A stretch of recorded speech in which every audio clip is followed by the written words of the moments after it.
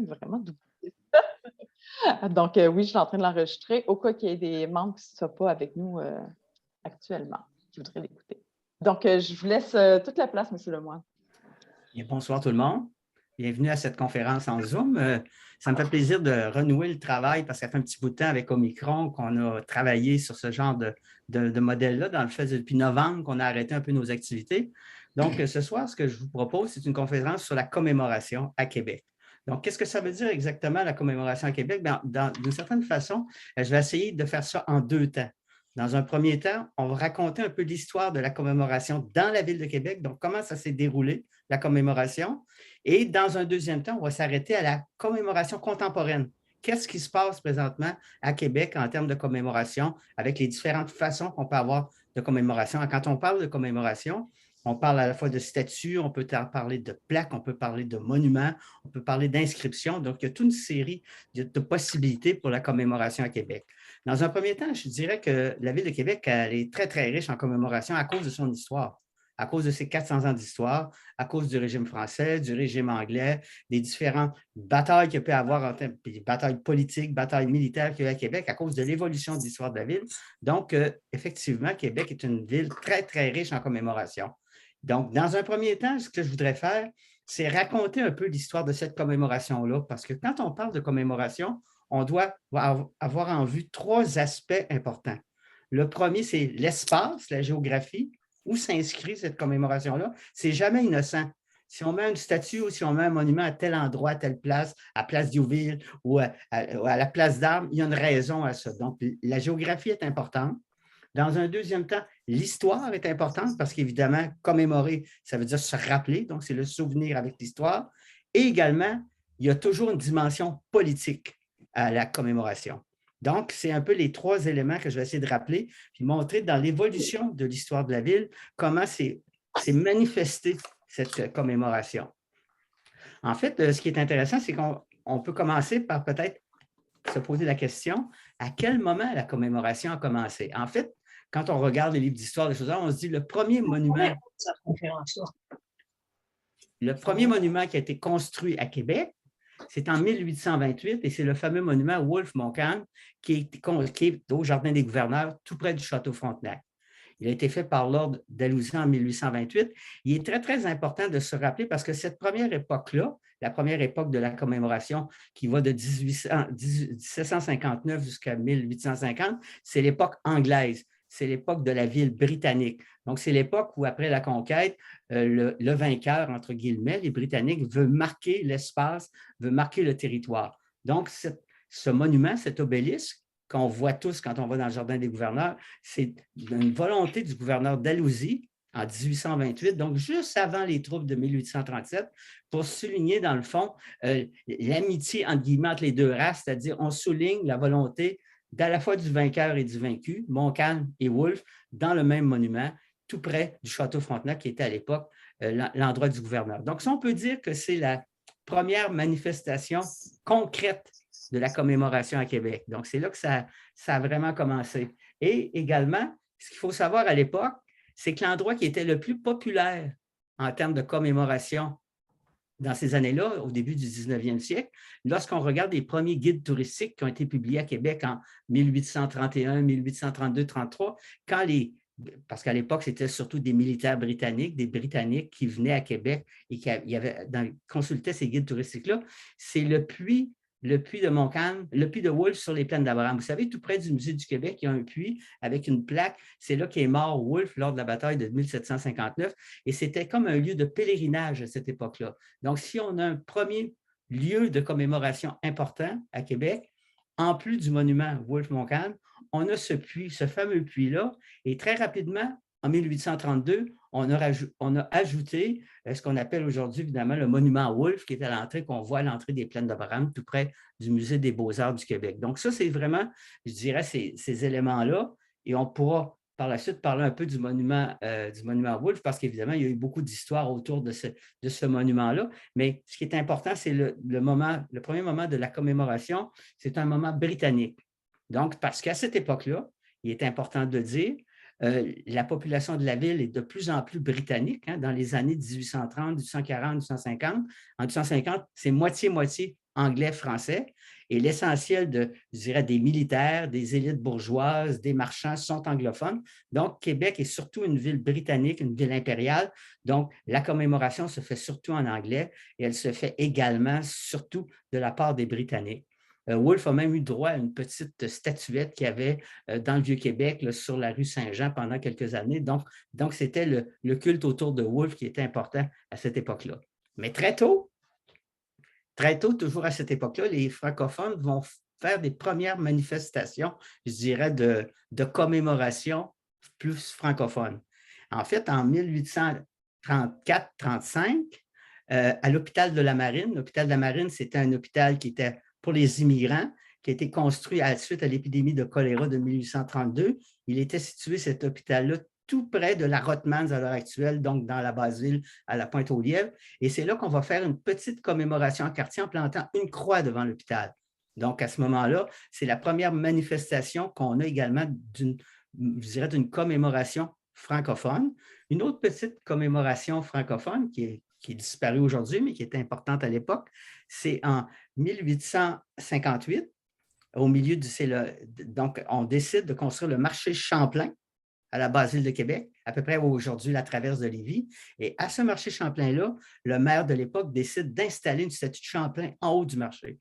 Donc ça, ces deux petites commémorations-là sont les deux premières petites commémorations à une époque où la Ville de Québec est essentiellement anglophone, britannique et anglaise.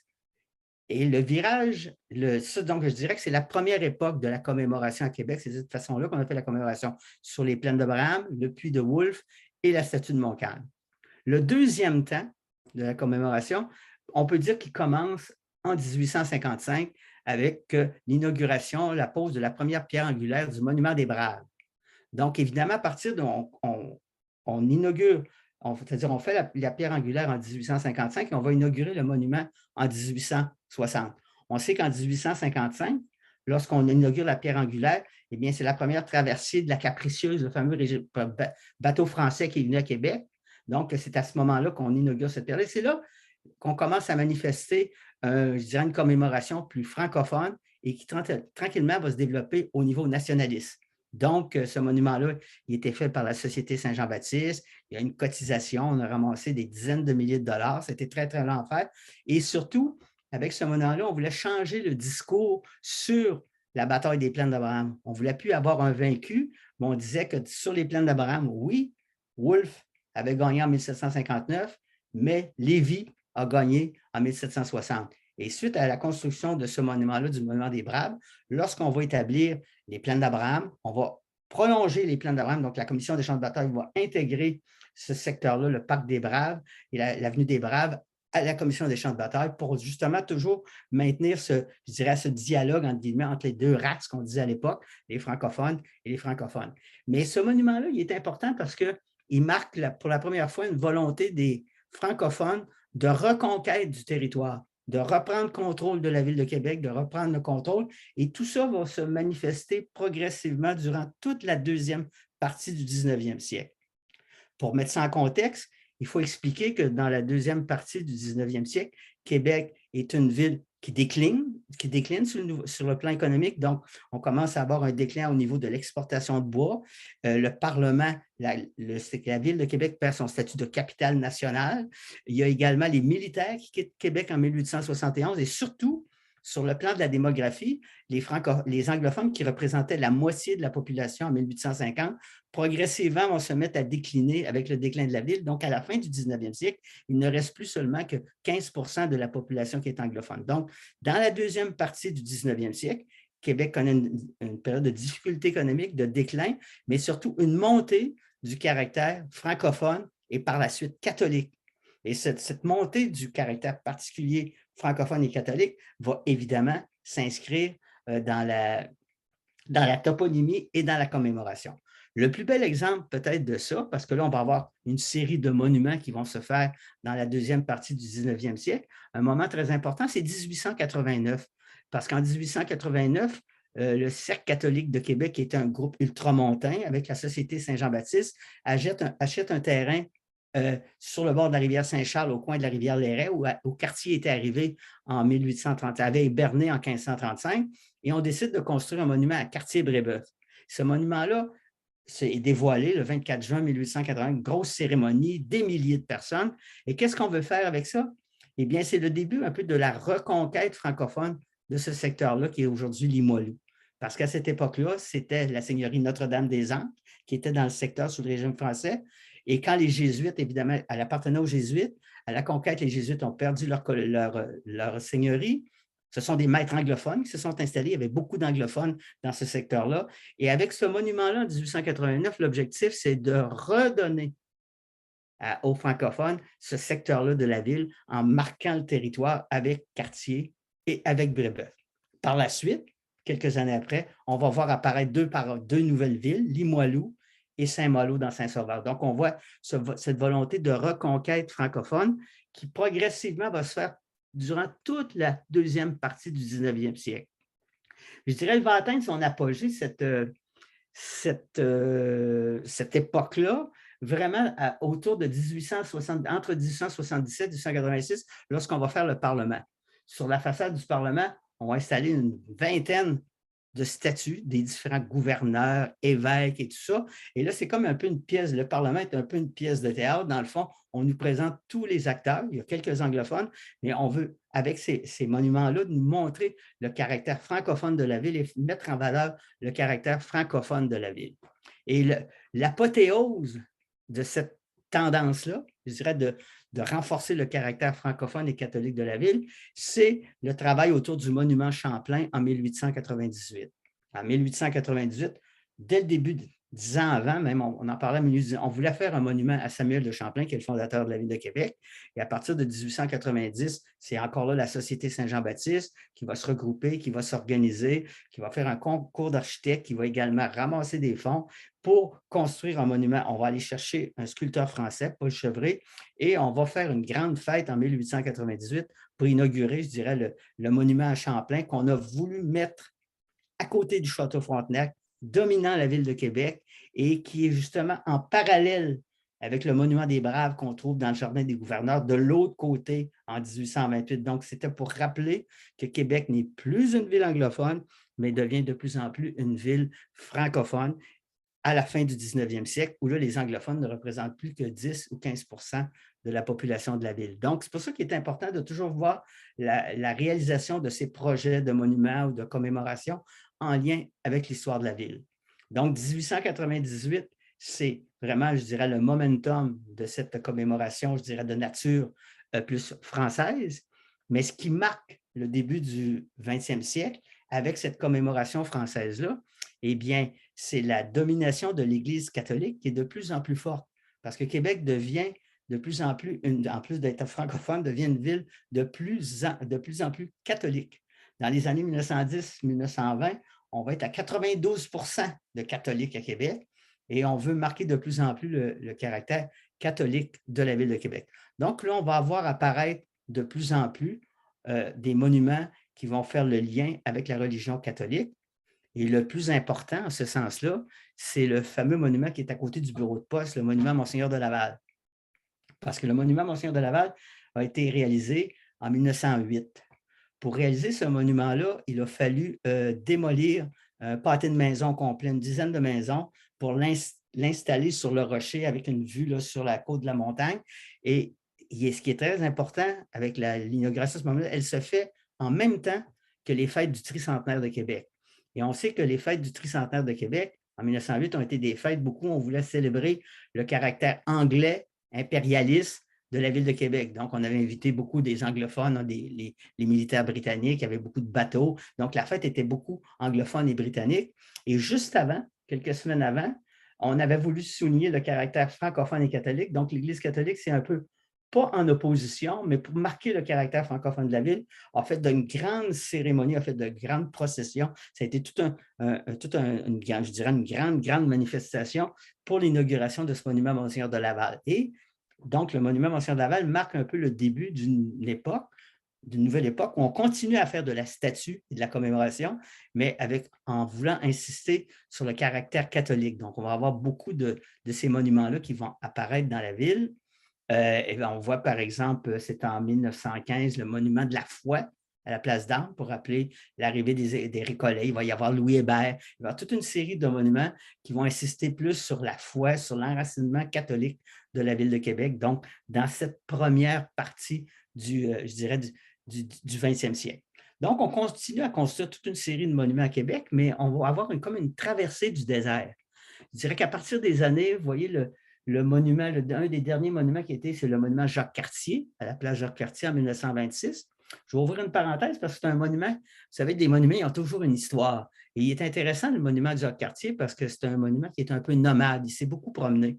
Le monument de Jacques-Cartier, c'est une réplique d'un monument il est similaire, qui a été fait en 1905 à Saint-Malo. Et donc, l'artiste en a fait une réplique pour Québec, qu'il a envoyé ici à Québec. Et donc en 1905, et de 1905 jusqu'aux années 1920, le gouvernement Tachereau ne voulait pas l'installer à l'Assemblée nationale. Pour X raisons, on trouvait que ce n'était pas pertinent de mettre le monument de Jacques-Cartier, un monument pour Jacques-Cartier sur le site de l'Assemblée nationale. Donc, on l'avait laissé dans la cave au musée, on ne l'avait pas installé. Et en 1926, on décide de l'installer à Place Jacques-Cartier. Donc, excusez, pendant 75 ans, il va être demeuré à Place Jacques-Cartier. Et autour des années 90, on a voulu refaire la Place Jacques-Cartier parce que la Place Jacques-Cartier, aujourd'hui, il y a une tour. Il y a une tour de 15 étages, la tour Fresque. Il y a également un aménagement de place publique qui a été fait. Donc, on a déménagé le monument de Jacques-Cartier qui se retrouve aujourd'hui au parc Cartier-Roberval. Donc, en lien avec, évidemment, la première tentative de colonisation de Cartier de Roberval au 16e siècle. Donc, on voit que c'est intéressant parce que ce monument-là, dans le fond, il s'est beaucoup promené dans la ville, puis il n'a jamais été, pour des raisons X, n'a jamais été vraiment le favori des foules, parce qu'on a comme voulu toujours un peu le cacher. Mais tout ça pour dire que 1926, c'est pas mal la fin de cette époque-là, je dirais, de statuomanie, fin 19e, début 20e, où on met des statues partout dans la ville. Là, on va passer à travers la crise économique des années 30, la Deuxième Guerre mondiale, et puis on arrive aux années 50, qui sont des années où la ville de Québec commence à se vider de sa population parce que les banlieues se développent, les autoroutes se développent, les centres commerciaux se développent, et il n'y a pas vraiment il y a de la commémoration, mais il n'y a pas de la commémoration importante qui se déroule. Il faut attendre la fin du 20e siècle, pour recommencer une époque, je dirais la fin du 20e siècle, des années à partir de 1980 jusqu'à 2000, où là, on va assister à une explosion, encore une fois, de la commémoration, un peu comme à la fin du 19e siècle. Moi, j'ai identifié ce monument-là de manière intéressante en 1977, avec l'installation du monument de Duplessis sur le site de l'Assemblée nationale, donc sur la Grande Allée, parce que ce monument-là avait été construit bien des années auparavant, donc à l'époque de Paul Sauvé, tout de suite après la mort de Duplessis.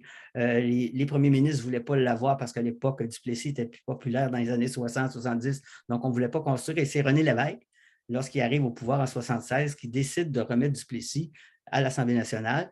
Et à partir de 1977, et surtout dans les années 80-90, on va avoir un renouveau de la commémoration. Il va y avoir des grands moments où on va continuer la commémoration politique. Je pense, par exemple, à la promenade des premiers ministres en 1997, lorsqu'on refait le boulevard René Lévesque au complet et qu'on installe de la statuaire des premiers ministres. Mais on rentre à partir de ce moment-là dans une nouvelle époque. Et c'est un peu la deuxième partie de ma présentation sur laquelle je voudrais insister, c'est-à-dire qu'est-ce qu'il en est de la représentation aujourd'hui. Aujourd'hui, la représentation ou la commémoration n'est plus seulement, surtout, politique ou religieuse, elle est éclatée. Elle est éclatée de plusieurs formes. La première, c'est que, premièrement, ce qui prend de la place dans la ville présentement de plus en plus, c'est l'art public.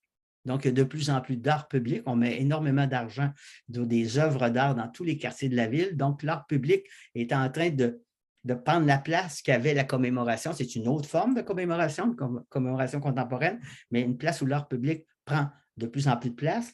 Et surtout, la commémoration a complètement changé, je dirais, d'allure ou d'attitude. Je vais donner deux exemples pour ça. Alors qu'avant, on insistait sur les premiers ministres, les politiciens, les cardinaux, les évêques, généralement, ou les gouverneurs.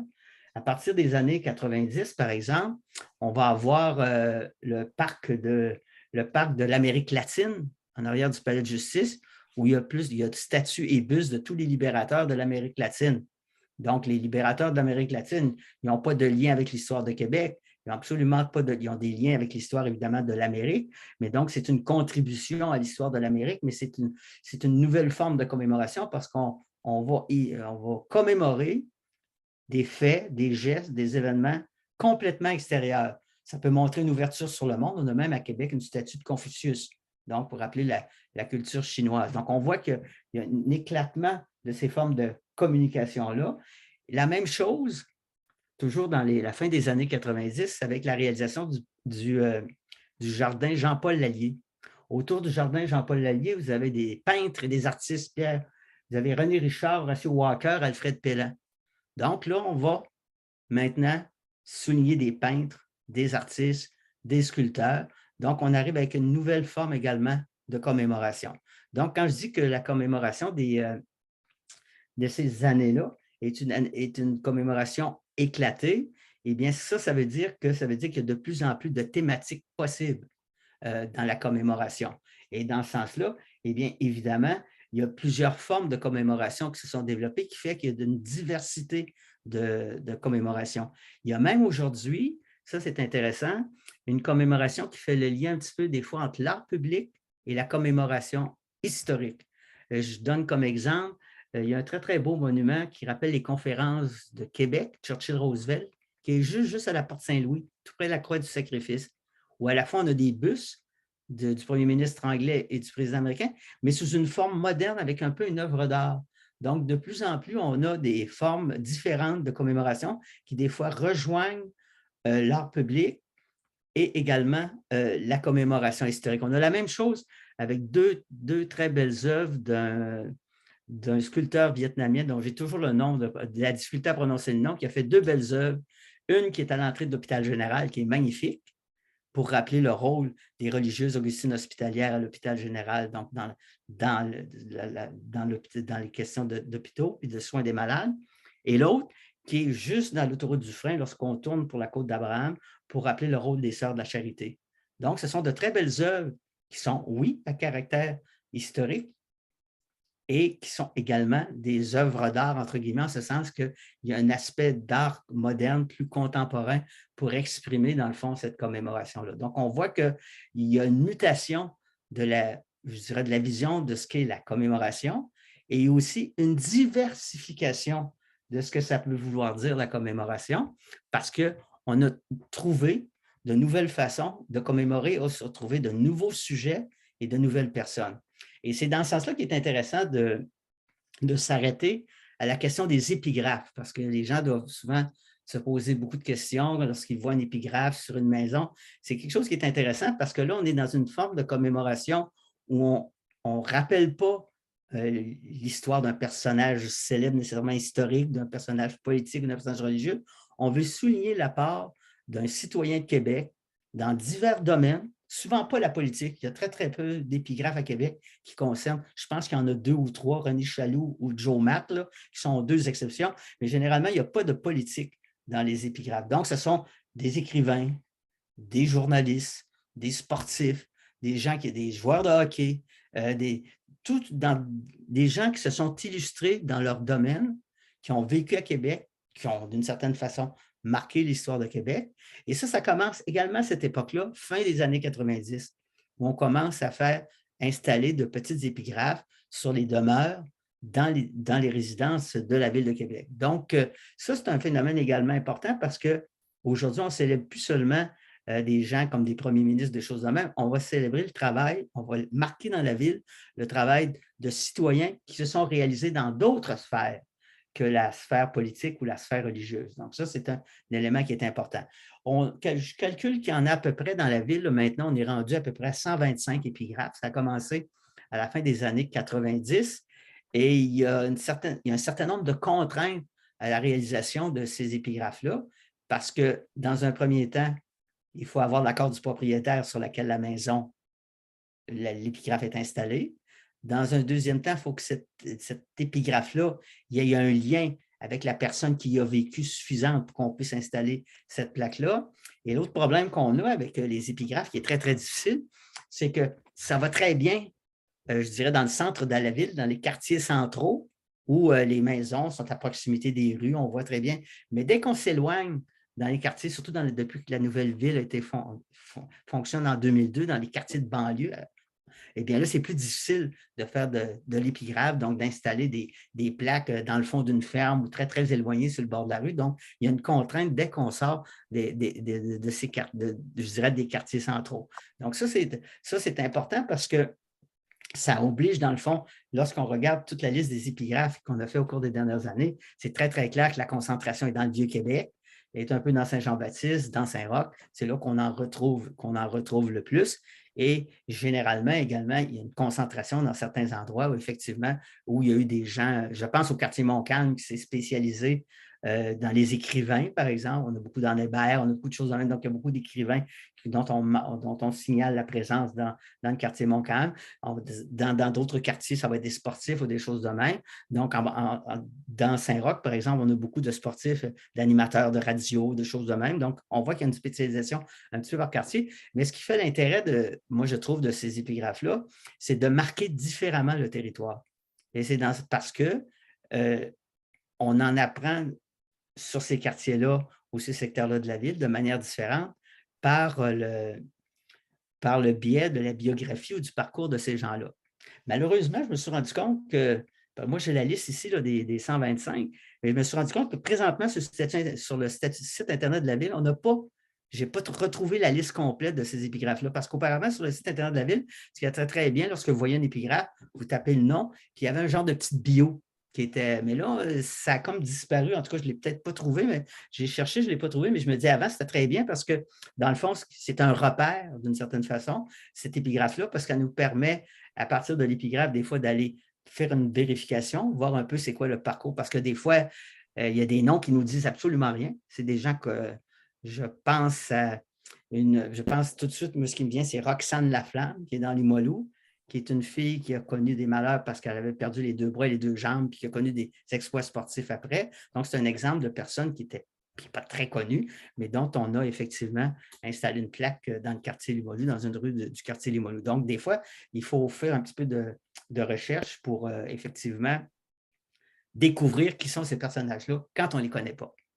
Donc, peut-être un des derniers points que je voudrais discuter, on pourra en parler un petit peu plus tard, c'est il y a présentement, aujourd'hui, au niveau de la commémoration, toute je dirais, une contestation, une confusion, parce qu'il y a une remise en question d'un certain nombre de choses. Vous avez sûrement vu, par exemple, tout le mouvement aux États-Unis, dans le sud des États-Unis, pour enlever les statuts sur les généraux des confédérés, les ségrégationnistes, les gens qui faisaient la promotion du racisme aux États-Unis. Dans le monde, présentement, il y a un mouvement de contestation de certaines statuts. On pense à John A. MacDonald à Montréal, des choses de même. Donc, on rentre dans une époque, puis ça, c'est arrivé quelques reprises dans l'histoire, où on questionne notre commémoration. Donc, ça veut dire les choses qui étaient prises pour acquises depuis longtemps, qui étaient dans le paysage, qu'on considérait comme coulées dans le béton, eh bien, parfois, sont remises en question. Et c'est, dans le fond, donc, une des 2 caractéristiques de la commémoration actuelle, c'est qu'il y a des monuments qui sont remis en question et en plus, il y a un éclatement de la commémoration. Et cet éclatement-là, moi, je suis présentement au comité de toponymie, puis c'est clair qu'il y a des objectifs clairs en arrière de cette remise en question de la commémoration. Je vous donne des exemples. Par exemple, on veut, là, dans notre commémoration en toponymie, par exemple, on veut avoir des noms de plus en plus de femmes. De ça a commencé dans les années 90, avec les filles du roi, des noms de filles du roi. Donc, il y avait une absence des femmes dans la toponymie. Donc, on a essayé de suppléer. Donc, on voit que les mouvements de commémoration sont toujours en lien avec des mouvements sociaux. Là, on voit, suite à ce qui s'est passé aux États-Unis avec George Floyd, vous savez, le Noir qui a été assassiné par des policiers, le mouvement international que ça a créé, eh bien là, c'est une mise en valeur des minorités. Donc, de plus en plus, on veut avoir des minorités dans la toponymie. Donc, les comités de toponymie, les comités de commémoration, on va avoir des commémorations, par exemple, pour les premiers esclaves noirs qui sont arrivés à Québec. Donc, ça, c'est une nouvelle tendance de la commémoration. Et une autre tendance beaucoup plus problématique de la commémoration, parce que ça, c'est plus compliqué, c'est toute la question de la place des Autochtones dans la commémoration. Donc, par exemple, la Ville de Québec, présentement, se fixe comme objectif que les 10 nations autochtones du Québec soient présentes dans la toponymie de la Ville de Québec. Donc, qu'il puisse y avoir des rues ou une commémoration. Il va y avoir des plaques qui vont être installées pour les Huron-Wendat en lien avec les Huron-Wendat. Donc, il y a une volonté de faire émerger une présence amérindienne plus grande à Québec. Donc, ça, c'est une autre tendance dans l'éclatement de la commémoration qui est très importante, qui est plus difficile parce que il faut à la fois avoir l'accord des communautés amérindiennes. Il y a des débats politiques, historiques autour de ces questions-là, qui fait que ce n'est pas simple de nommer quelque chose. Et aussi, il faut dénommer, il faut décommémorer. Ça, c'est plus compliqué. Je pense au cas, par exemple, de cinéastes qui ont été accusés de pédophilie ou d'hommes de théâtre qui portaient des noms de rue ou qui avaient des plaques. Et là, qu'est-ce qu'on fait avec ça? Ça devient compliqué. Donc, et le gros problème avec la toponymie, c'est souvent qu'on agit beaucoup sur l'émotion et c'est ça qui est très, très compliqué. C'est pour ça qu'on s'est mis des règles en toponymie et en commémoration. Par exemple, dans la toponymie, il faut que la personne soit décédée depuis plus d'un an, alors que dans la commémoration en termes de statut, de plaque ou des choses de même, c'est mort depuis 5 ans et l'événement doit être depuis 20 ans. Donc, c'est important de se donner une distance par rapport à la commémoration parce que sur l'émotion, sur le coup, je vous donne un exemple très récent que j'ai eu à la commission de toponymie, où lors du décès de Karim Ouellet, le chanteur, dernièrement, les gens l'ont écrit, on disait « On change le parc Victoria pour le parc Karim Ouellet ». Donc, vous voyez le danger à partir du moment où quelqu'un décède ou quelqu'un a une grande émotion populaire, bien là, on va changer tous les noms de la ville ou on va tout virer à l'envers. Donc, et en plus, il y a des mouvements de contestation qui fait que des fois, il faut ajuster des choses. On a le même problème présentement avec la rue des Esquimaux. Qu'est-ce qu'on fait avec la rue des Esquimaux? C'est un terme qui ne s'emploie plus. Les Inuits ne veulent plus qu'on utilise ce terme-là, mais il y a des gens qui restent sur la rue des Esquimaux. Qu'est-ce qu'on va faire avec ça? Ça va être un problème éventuel à régler avec des noms qui, dans le fond, qui sont dépassés et qui doivent être changés. Tout ça pour vous dire que la toponymie, la commémoration, c'est quelque chose de très important. Dans le cas de Québec, c'est compliqué parce qu'il y a 3 niveaux de gouvernement, la ville, la province et le fédéral qui font de la commémoration. Donc, des fois, il peut y avoir des choses qui se font conjointement, il y a des choses qui doivent se superposer. Et puis, en plus, il y a beaucoup de commémorations à Québec. Donc, qu'est-ce qu'il faut marquer, qu'est-ce qu'il ne faut pas marquer et comment on joue ça, ce n'est pas toujours évident. Et pour ceux comme vous qui avez à l'interpréter ou à l'expliquer, c'est encore plus compliqué parce qu'il y en a beaucoup. Donc, ça ne devient pas toujours simple à réaliser. Ce qui est important, je pense, de dire, qu'on pourra passer à la période de questions, c'est que la commémoration est toujours une question, donc, comme je le rappelais au début, de géographie.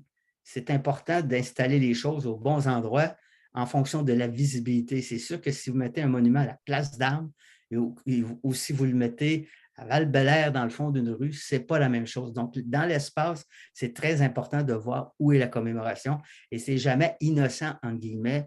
On pense, je vous parlais de Champlain tantôt en 1898, c'est le monument qui domine la ville. Ce n'est pas pour rien qu'il a été installé là, parce que d'autres avaient proposé d'autres lieux pour installer le monument Champlain. Il y a des gens qui ne voulaient pas le voir là, Champlain. Il y a eu un débat autour du site parce que justement, c'était le site le plus prestigieux à occuper à Québec pour une statue ou pour un monument. Donc, il y a l'espace. Il y a évidemment le lien avec l'histoire de la Ville de Québec. Et là, quand on parle de l'histoire de la Ville, on en parle à plusieurs niveaux parce qu'il y a le niveau local, il y a le niveau provincial, il y a le niveau fédéral. Donc, il y a des juridictions.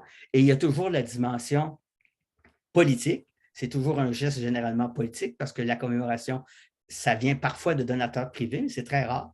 Généralement, donc, c'est des donateurs publics. Donc, c'est les gouvernements, un des 3 niveaux de gouvernement qui s'investit dans cette mission-là. Donc, il y a toujours des raisons pour lesquelles les gouvernements sont prêts à s'impliquer. Donc, comment, dans les prochaines années, on va avoir je dirais, à négocier la commémoration? Ça va être quelque chose de très intéressant parce que, dans le fond, avec la commémoration, ce qu'on oublie souvent, moi, je trouve, c'est comment on s'occupe de commémorer, mais surtout d'entretenir notre commémoration. C'est-à-dire que les monuments qu'on a construits au 19e siècle, les plaques qu'on a installées, combien de temps elles peuvent durer, comment on les entretient. On ne se pose pas souvent ce genre de questions-là. Donc, souvent, il y a des choses qui sont laissées un petit peu à l'abandon.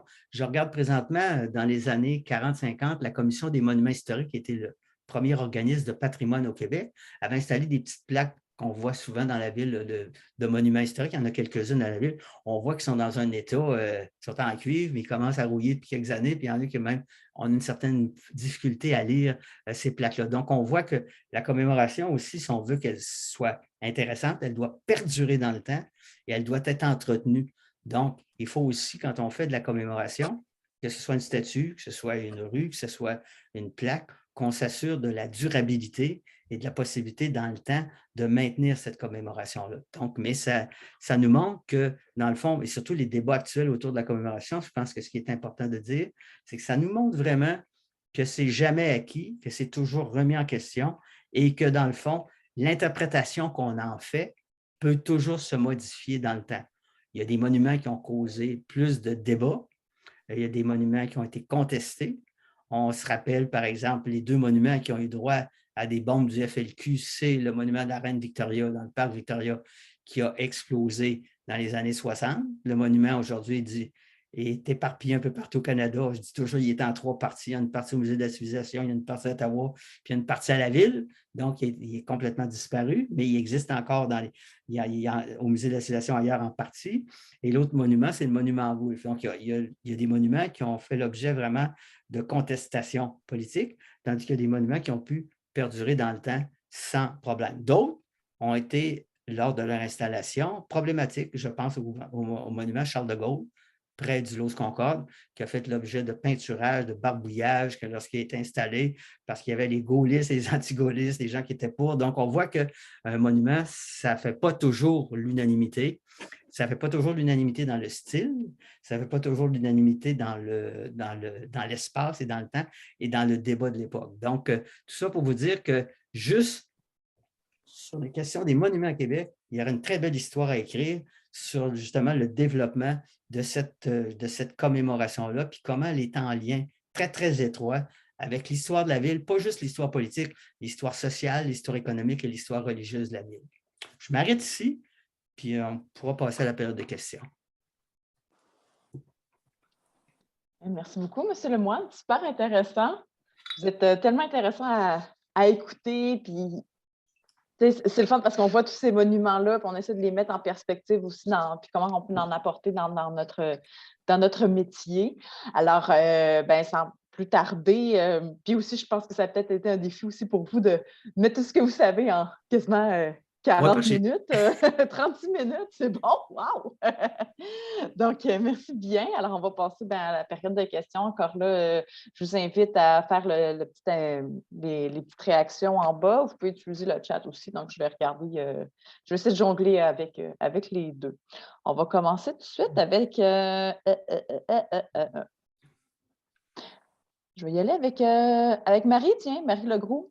Certaines personnes commémorées sont encore vivantes, par exemple Gilles Vigneault, dont une école porte le nom. Il ne faut donc pas toujours un délai entre la disparition de l'individu et l'honneur qu'on lui rend. Ah, très bonne question. Oui, effectivement. Ce sont des initiatives souvent privées qui n'ont pas été autorisées, par exemple, par les comités de toponymie, soit de la province ou de la ville. Et souvent aussi, ce sont des initiatives privées. Mais il faut dire que cette tendance-là, elle est très récente. Moi, je n'ai pas 100 ans, mais je me rappelle encore que dans les années 70, les politiciens donnaient leur nom à des arénas, à des rues. Donc, à ce moment-là, ça existait. Avant qu'on mette en place les règles de toponymie dans les années 80-90, généralement, par exemple, un politicien de banlieue qui voulait que son nom reste dans la toponymie, voulait s'assurer qu'il voulait être certain que son nom allait rester dans la ville, bien, il donnait un nom de rue avant même son décès, même lorsqu'il était en fonction. Donc, c'est quelque chose de récent, mais justement, l'avantage d'avoir mis ces règles-là, c'est d'éviter de dénommer si jamais il y a un problème. Parce que souvent, quand on s'auto-proclame, on décide unanimement qu'on fait l'unanimité pour avoir un nom de rue, bien, est-ce que dans 20 ans, 30 ans, les gens vont penser la même chose de votre travail, de votre œuvre? Donc, c'est pour ça qu'on s'est mis des balises. Ces balises-là, évidemment, quelqu'un qui a. Je vois, par exemple, on a des débats, nous, par exemple, l'intérieur d'une salle de spectacle au Palais Montcalm ou au Grand Théâtre. On peut la nommer, on peut l'appeler, peu importe le nom. Il n'y a personne qui a le contrôle là-dessus. Donc, on peut décider que Ginette Renault va avoir une partie du Grand Théâtre qui va s'appeler la salle Ginette Renault. Mhm. On l'a vu également très récemment. Et là, la commission n'a pas respecté ses règles, entre guillemets, en donnant une nouvelle salle de l'Assemblée nationale, Pauline Marois, parce que c'était la première femme premier ministre du Québec, mais elle est encore vivante. En principe, les règles de la toponymie du Québec, c'est que ça faut que tu sois décédé depuis 1 an, mais on a fait une exception pour Mme Marois parce qu'elle est la première femme premier ministre. Donc, c'est le principe qu'on a appris en grammaire française. Il y a toujours des règles, des exceptions à une règle. Oui, en effet, en effet. Je vais sauter à la question de Anne Tanguay. Pouvez-vous nous préciser où se trouve exactement l'épigraphe en l'honneur d'Anne Hébert? Oh, c'est Ah, une bonne question. bon. Je vais vous dire. Chance que j'ai ma liste. Ah, un petit défi. Je vais vous dire ça ne sera pas long. Ah non, c'est correct. Prenez votre temps. 1075 du Parc, Oh, dans le quartier Montcalm. bon. Je vais pouvoir aller prendre une petite marche là-bas, Anne, et aller voir ça. Xavier, maintenant, avez-vous des exemples où fédéral et provincial ont fait un monument ensemble? Oh, c'est bon, ça. Ah, très, très bonne question. Très bonne question. J'essaie de voir rapidement, d'y penser. Généralement, il y en a peu, mais sûrement qu'il y a eu des monuments où il y a des contributions financières des 2 ordres de gouvernement. Donc, c'est possible, mais qu'il y ait vraiment un monument. Bien, par exemple, je regarde, tantôt je parlais de Churchill-Roosevelt, qui est sur un territoire fédéral, donc c'est que tu as toujours besoin de l'autorisation d'un gouvernement. Donc, peut-être au niveau des autorisations ou du financement, mais que le fédéral et le provincial se soient, je dirais, associés dans un monument, j'en vois pas à première vue, j'en vois pas vraiment que ce soit officiel, qu'on ait fait ensemble un monument à la gloire d'un personnage ou d'un.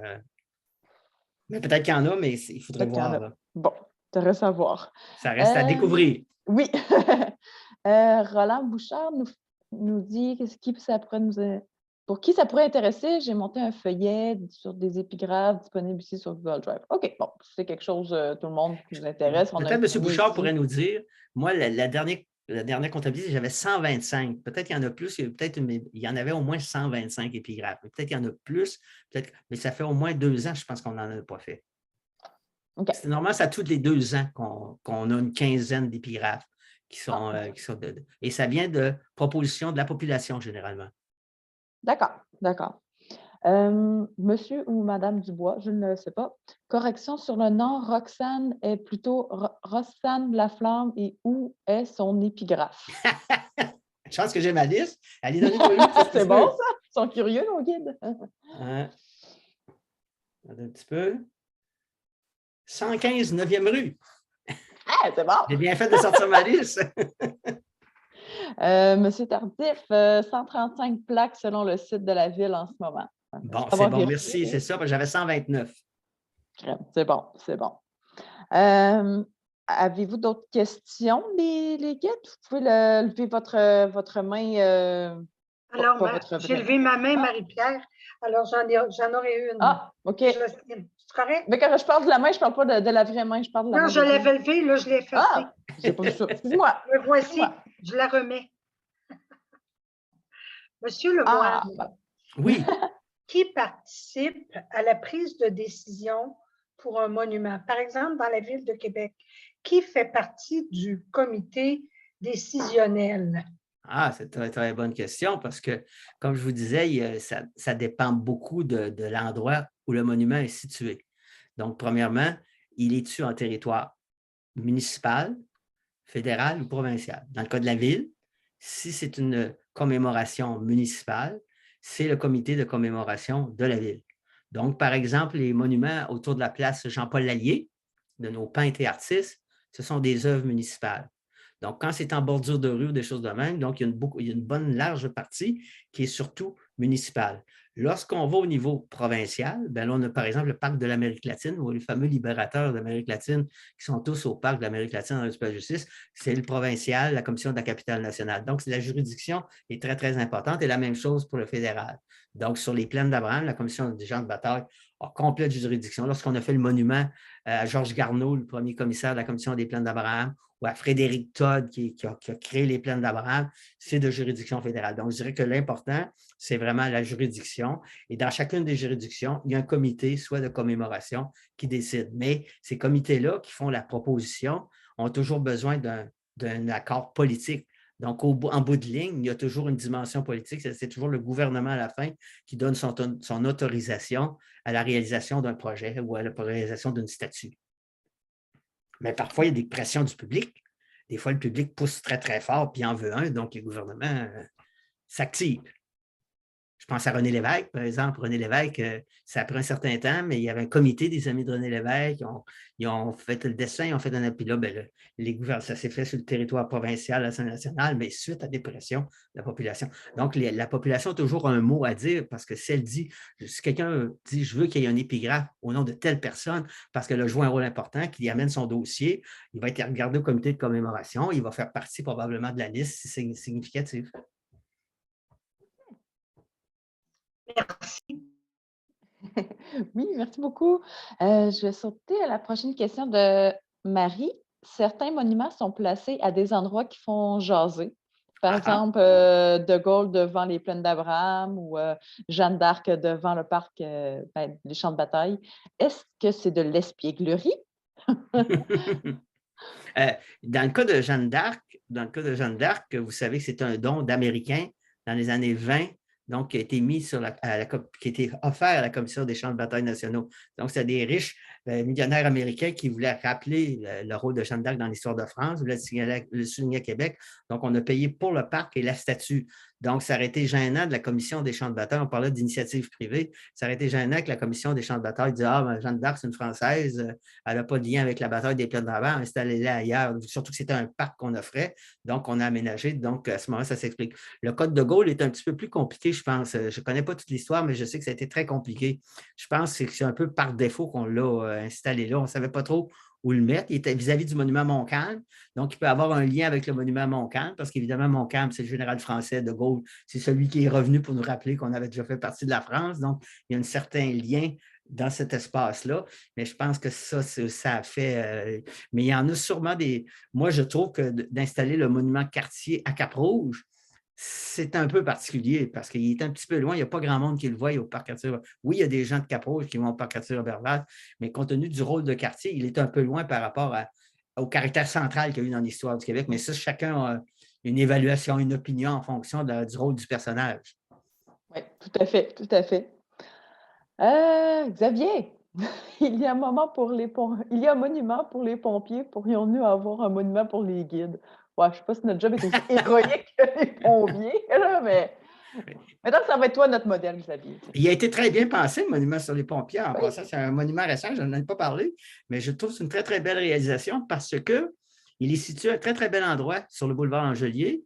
Premièrement, il rappelle les pompiers morts en devoir, rappelle l'histoire des incendies à Québec et surtout, il est installé sur le boulevard Langelier qui servait de mur coupe-feu, qui a été installé comme mur coupe-feu entre Saint-Roch et Saint-Sauveur après les grands incendies de 1845 et 1866. Donc, je trouve que c'est très, très, très symbolique. Mais en fait, comment je te dirais, le côté rocambolesque de l'histoire, c'est qu'il ne devait pas être là, le monument des pompiers. Au départ, il était dans les Moilous, sur le long d'Henri Bourassa, près du monastère des sœurs servantes, les sœurs, les pauvres sœurs, je ne me rappelle plus de leur nom, les sœurs servantes au coin 18e et de Henri Bourassa. On l'a enlevé parce qu'on a fait des condos.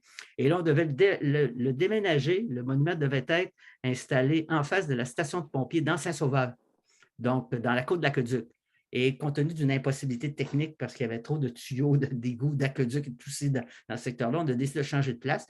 Mais je pense que ça a été pour le bien parce qu'il est vraiment plus visible, bien installé et il est au bon endroit parce qu'il rappelle vraiment l'histoire des incendies de la ville. Oui, oui, tout à fait. Je vais passer à la prochaine question de Guy. Pour les guides, ça, il faut le demander à la ville. Ah, ben oui, je vais demander à la ville. Prochaine question. Avez-vous une idée du nom du futur parc du Cavalier du Moulin, le parc qu'ils veulent faire comme en bas du Cavalier du Moulin? Non, je n'ai OK. pas de. En fait, la ville est en train de l'aménager, mais il n'y a pas de nom encore. Et à ma connaissance, en tout cas, moi, au comité de toponymie, on n'a pas encore eu de proposition. OK. OK. Puis j'ai cru comprendre aux nouvelles aussi dernièrement qu'il y avait eu un gagnant à Québec pour le concours de toponymie, la passerelle du lièvre, la Bon, c'est tortue, la c'est ça? tortue. Oui, c'est ça. C'est super mignon. Oui, ça, ce concours est organisé par la Commission d'autonomie de la province à travers la province pour les noms les plus originaux. Et Oui. effectivement, la dernière passerelle qui a été nommée, c'est la tortue, mais on a un problème à la Commission de toponymie, c'est que la plupart des passerelles sur la Saint-Charles n'ont pas de nom. Et on en a 2 qui ont des noms. Il y a les Trois Ah, Sœurs dans Saint-Sauveur et il y a la tortue maintenant dans Limoilou, mais les autres qui montent jusqu'à Loretteville n'ont pas de nom. Donc là, on est en train de réfléchir à est-ce qu'on va donner des noms aux passerelles le long de la rivière Saint-Charles, entre Québec et de Parc-les-Saules jusqu'à Loretteville. OK, intéressant. À suivre. Ben, si vous avez des idées, Ah, vous oui, pouvez les toujours. envoyer à la commission de toponymie parce qu'il faudrait trouver un concept en lien avec l'histoire de la rivière. Ce serait bien qu'il y ait une continuité. Là, les Trois Sœurs, c'était pour rappeler évidemment les communautés amérindiennes, la tortue également. Donc, est-ce qu'on va continuer? Là, il faut trouver un concept pour ne pas donner des noms qui est un peu à la bouche comme je te pousse. Oui, oui, oui. C'est une continuité, là. Prochaine question de Maryse. Est-ce que les fresques murales tombent sous les mêmes juridictions que les monuments et les plaques? En principe, oui. En pratique, le grand problème des murales, moi, je trouve, c'est leur entretien. Parce que les gouvernements, souvent, ou les initiatives, on en a beaucoup dans la ville. La dernière qui a été détruite ou qui est en voie de destruction, c'est celle qui était sur la bibliothèque Gabriel-Leroy. Donc, il y en avait une qui avait été faite. Donc, le problème de ces murales-là, c'est que lorsqu'on fait une murale, il faut s'assurer de sa durabilité dans le temps et c'est un très, très gros défi. Donc, c'est pour ça qu'on a eu une époque dans les années 80-90, on a une association avec un groupe de Lyon puis des graffiteurs de Québec. On a fait beaucoup, beaucoup de murales, ce qui n'est pas mauvais, qui est intéressant. Mais là, il faut que comment on va s'assurer que ces murales-là vont pouvoir ne se mettront pas à se dépeinturer puis dans le fond, à disparaître avec le temps. Parce que généralement, celle qui est la plus visitée, c'est celle qui est à Place Royale. Puis là, on semble bien l'entretenir, en tout cas, mais c'est un défi d'entretenir des murales avec le temps. Surtout dans le cas de la Place Royale, je pense qu'on rajoute des personnages au fur et à mesure, si je ne me trompe pas. Il me semble qu'on a rajouté des personnages. Ah oui? À Place... Il me semble de mémoire, là. Quelqu'un pourrait nous dire, un guide avisé pourrait nous dire ça, c'est des nouveaux La personnages. fresque des Québécois qu'on parle? Oui, oui. Ah, selon moi, elle mériterait un petit coup de pinceau, selon moi. Encore? Bon, ben, vous voyez, Ouais. ça doit faire longtemps que je ne suis pas allé depuis la pandémie. Est-ce qu'on a d'autres questions? Tout le monde, dans le chat, il n'y a plus de questions. Je ne vois pas de main levée, à moins que j'aie perdu quelque chose. Non. Parfait. Last chance. Parfait. Si je n'ai pas d'autres questions, ben, je vais vous dire merci, M. Lemoine. Merci beaucoup. Et je vais laisser le mot de la fin à ma collègue Jocelyne. Oui. Alors, merci beaucoup, M. Lemoine. Quelle belle conférence. Vraiment, non seulement on a eu une conférence sur ici, on a vécu avec les plaques bleues, mais vraiment l'histoire de l'évolution de la commémoration, des monuments et d'où on est parti et où on est rendu. Et ça nous a éclairé vraiment sur la façon de prendre des décisions. Alors, merci, merci, merci. Notre session de formation d'hiver part très bien avec votre première conférence. Tant mieux. J'espère que ça va vous aider dans votre travail. Oui, et vous êtes dans le comité de toponymie, c'est ça? Oui. Vous faites partie des décisions qui peuvent être prises? Non, au comité de toponymie, on est uniquement consultatif. Donc, on est composé de 4 personnes avec des fonctionnaires de la ville où on réfléchit, dans le fond, il faut donner des noms de rue, mais on est uniquement à caractère consultatif. Donc, c'est toujours le politique à la fin qui décide. OK. Alors, merci beaucoup. Merci à tous les membres qui ont participé à notre première conférence. Alors, nous étions dans le meilleur, on était 45. Alors, une belle participation pour ce soir et au plaisir. Alors, encore une fois, merci. Belle saison estivale. Merci. Mais oui, merci tout le monde pour toutes les informations, puis faire le suivi avec la conférence à Saint-Laurent qui n'aura pas nécessairement lieu, on va vous tenir au courant dans Teams. Donc, merci encore, Monsieur Lemoine, super intéressant. Et est-ce qu'il y a une façon de vous suivre, en fait? Est-ce que vous avez une page Facebook, quelque chose? Malheureusement, non. Il faut suivre l'information quand on fait des conférences, mais sur les sites des sociétés historiques de la Ville de Québec, vous avez toute la liste des conférences. Lorsqu'on donne des conférences de choses de même, là, il y a moyen de suivre les activités qu'on fait. Surtout, nous, on est avec la Société historique de Limoilou. Donc là, il y a beaucoup d'informations. Fantastique. Là, il y a une page Facebook. Moi, j'en ai pas, mais eux en ont. Ah, OK, cool, super. Merci bien. Bon, ben merci tout le monde. Donc, plaisir. À la prochaine. Au revoir. Bonne soirée. Au revoir. Merci. Bye-bye. À bientôt. Bye. Bye tous. Marie-Pierre? Oui. Marie-Pierre? Oui. Tu dis que la semaine prochaine, c'est pas certain que la conférence va avoir lieu à Saint-Laurent? Ben, c'est ça, il y a eu des nouvelles règles à Saint-Laurent avec la COVID. Malheureusement, ça n'aura pas lieu en présentiel. Fait que là, on va regarder. On vient juste de le savoir, on l'a su comme cet après-midi. Ah. Donc là, on va voir avec le conférencier si c'est possible de le faire en virtuel comme ce soir. Ah bon, d'accord. Alors, vous allez nous aviser, hein? Oui, d'accord. bien sûr, sur Teams. Merci. Merci, bye. Salut.